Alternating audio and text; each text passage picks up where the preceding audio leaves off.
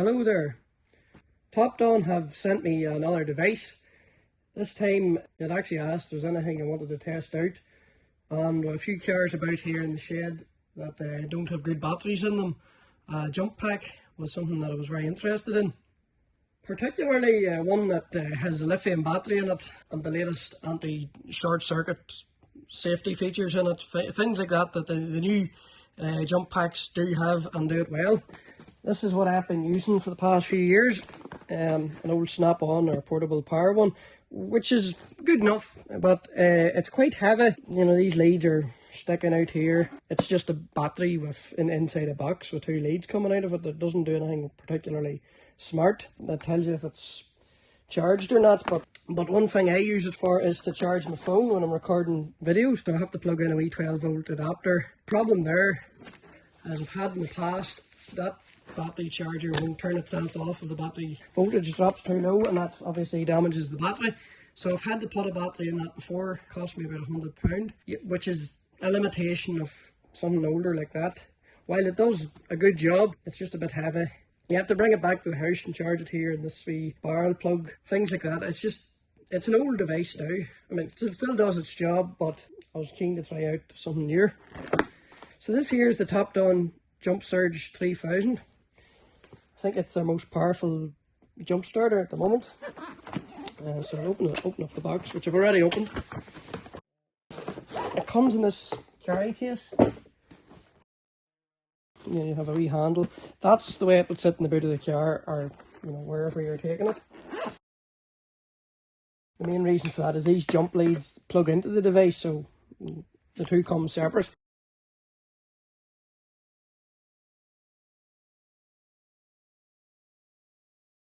So it would be no good on its own just taking that. You need to bring the lead, so that's why you use the case. But it also keeps it protected. In addition to that, then you've got a instruction manual, fairly simple, and then a short length USB-A to USB-C, and a USB-A wall charger. You can charge it from any USB-C, so actually plugging it into the laptop works fairly well. So this is it here. Fairly solid device, feels well built, like it should last. One downside or thing I've noticed is the ports have these wee rubber covers. They don't all just sit perfectly back together. It might impact its water resistance. Not that I'm going to use it outdoors in the pouring rain, but it's just OCD maybe kicking in where I'd like that to click better into place than it does, but it just covers the port. So the first one here is the battery terminal port. It's shaped so that you can't put it in the wrong way around, and that's the jump leads there. Good. They've got good copper clamps on them. They feel solid. There's no wobble when you're using them. They just feel solid.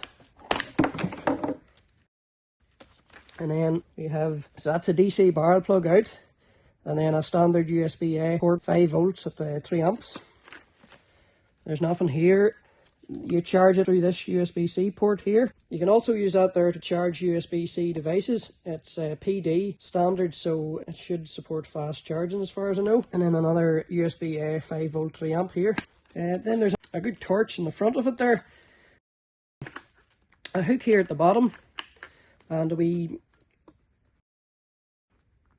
there's a wee stand there. It's a wee bit tricky to get it out, but if you have a key or a screwdriver, it'll pop out, and it just holds it up like that.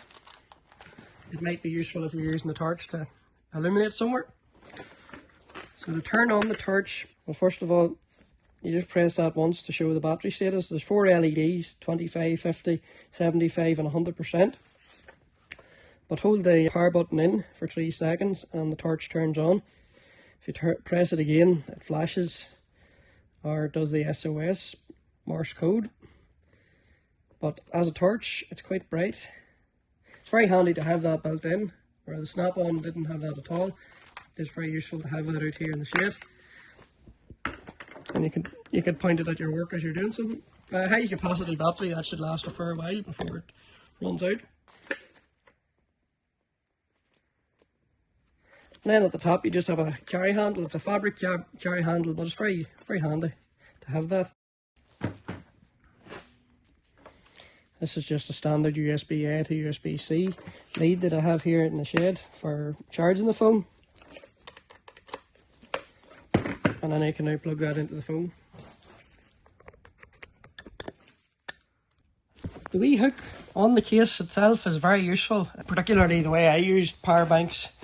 The fact that it just hooks onto the bottom of the tripod when I'm using the phone out in the shade here for doing video is very useful. And that's it charging there. That is a bit of a nuisance the way the Apple has that update though. The phone now goes into this sort of bedside table mode. But no, it's charging there, so it is. So it's really handy to have it like that, because it means that I can just pick up the tripod, so that's the phone and the battery and all in one.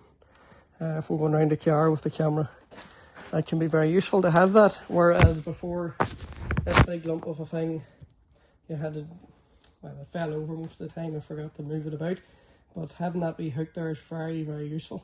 And of course, it won't discharge itself to the point where it damages the battery. The onboard electronics will prevent that from happening. You're no more going out and having to buy a new battery.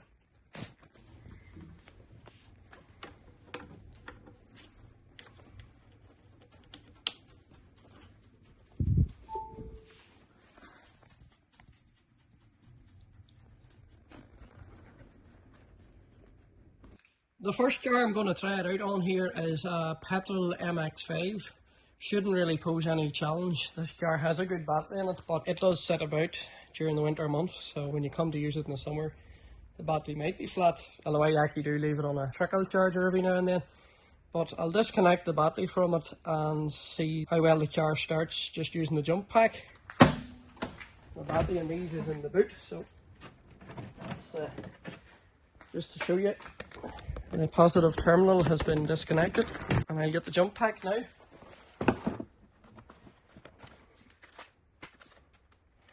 First of all, plug in the battery terminals.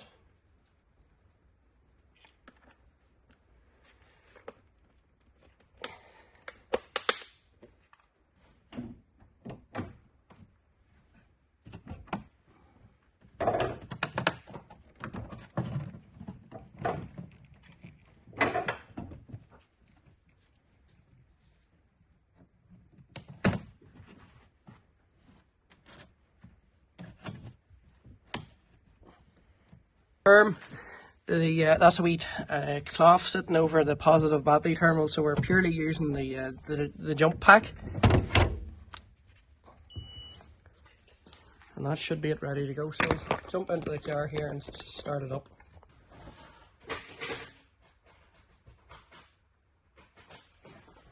And there's nothing there.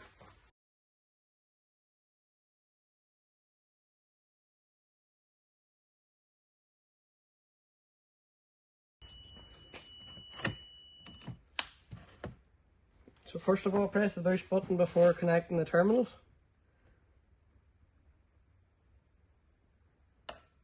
And now it's green. Connect the terminal now.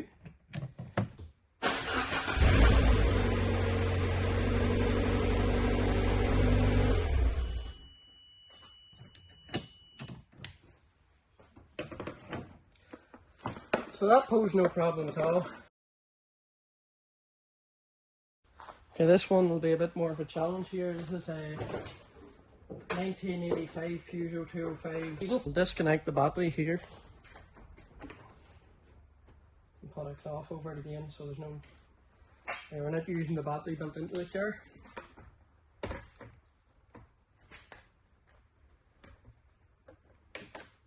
So I know that the battery in this car is a good battery, but for the purposes of this demonstration I've disconnected it. I have to press the boost button on the jump pack. And the green light comes on, you can hear a relay clicking into action. And that's the power going. So on this car then I have the glow plugs, and it being an older diesel it's going to probably churn over for a few seconds. So a good test for any jump pack.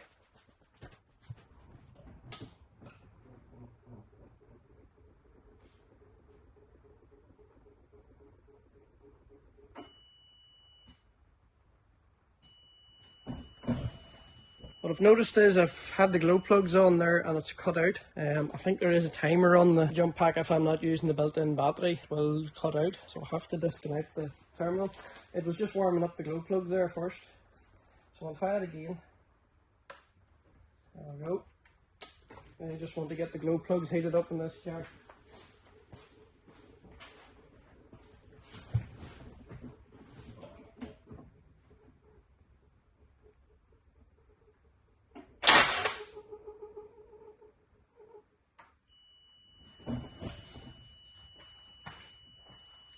it's cut out again. There just must be a safety feature, so I'll disconnect that, press this in again.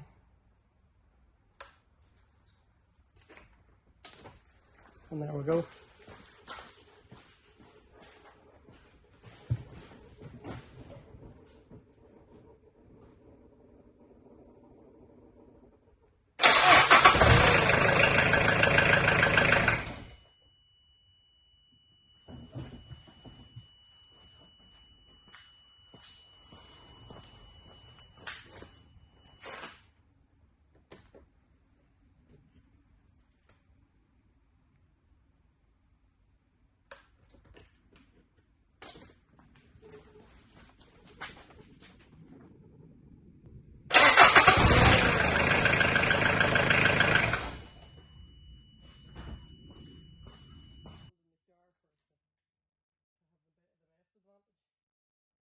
So ideally you want to have a battery in the car. It is a jump pack rather than just driving the car on its own.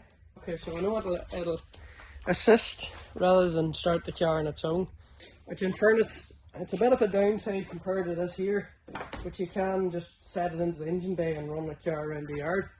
That Topdon isn't doing just quite like that, but maybe if I put a dead battery in it might change things.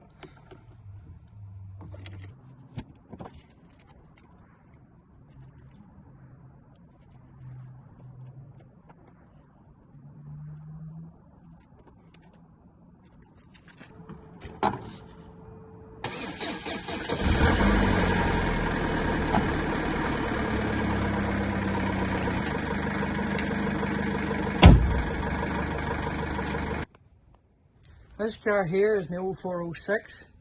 It's been in the shed for a fair few years.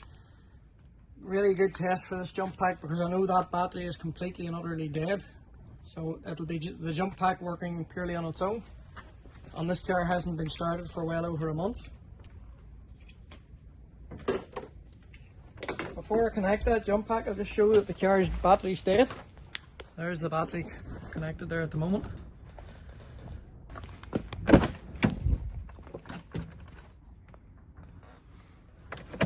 And there's absolutely nothing in the battery. This would be something fairly close to how a car may be sitting in a scrapyard. An old dead battery in it or no battery at all. Maybe you need to open up a boot, especially if they're one of the electronic types. Open a window, maybe if you're getting a regulator out of it. Any other electrical component, at least you can test it with this thing. The boost function mightn't last for very long, but 30 seconds might be all you need.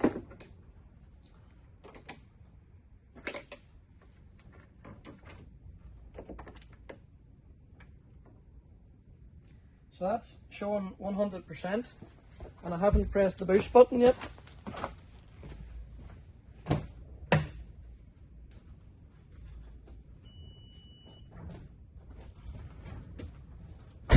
Nothing has come on, so I'm going to have to use the boost button.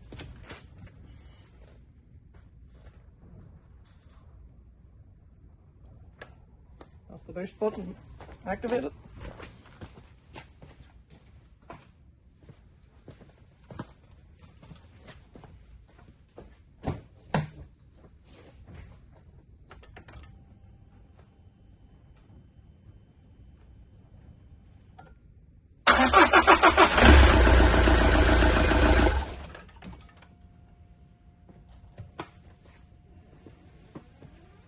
And there's the problem. The boost function then just ends after 30 seconds, and in this instance, with that battery being completely and utterly dead, the engine then just turns off as well. It happens in the 205 as well with a mechanical fuel pump. The solenoid loses its energy and the car stops. Something to be considered because the snap-on won't do that. But I'll try the boost function again. You only get 30 seconds, so you have to be quick. The problem then is, once that boost function ceases after 30 seconds, power's completely cut, and with a completely dead battery the car will stop. So there's the 30 seconds have begun again.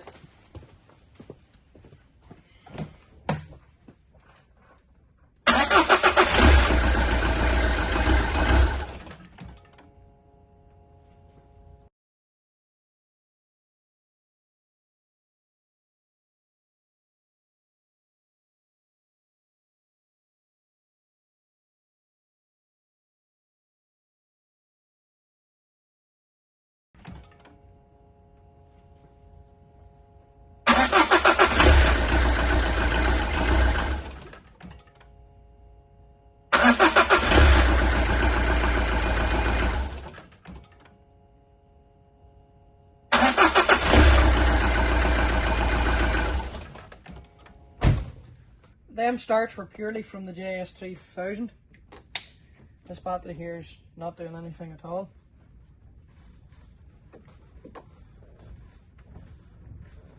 Still showing 100%.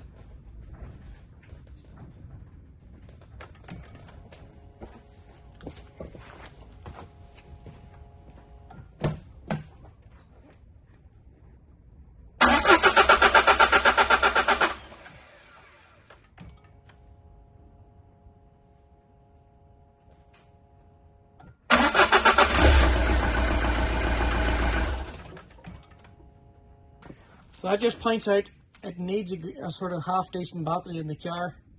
For comparison, I'll just show how the snap-on would deal with that.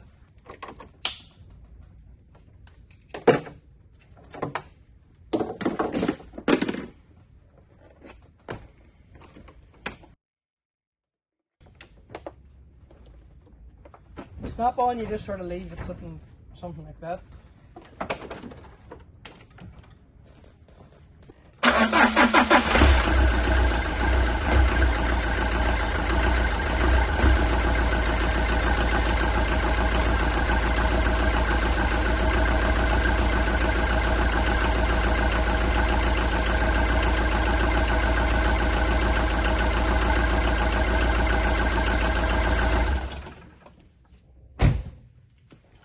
so it could run as long as the snap-on has charge.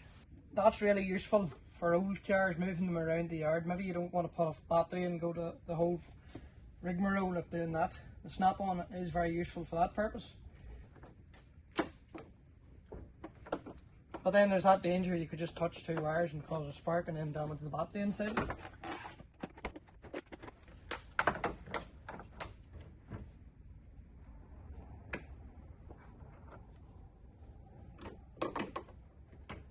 This is now showing 75% charge.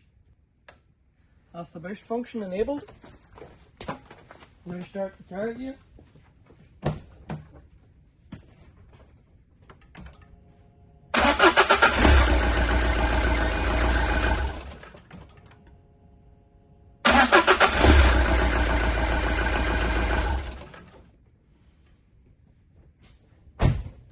So while it can start the car, you can't run the car through it. That battery being completely dead, if it was in any way good, it'll take up the slack and let the car run then, but no, it didn't work. So the JS3000 is good for starting a car.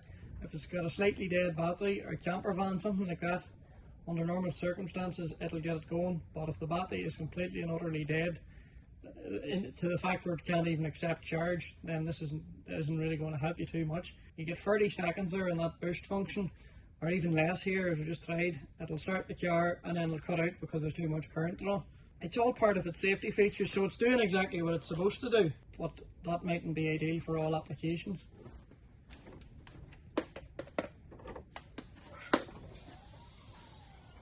So to conclude, it's a very good device for the price that it's offered at. It started any car that I've connected it to.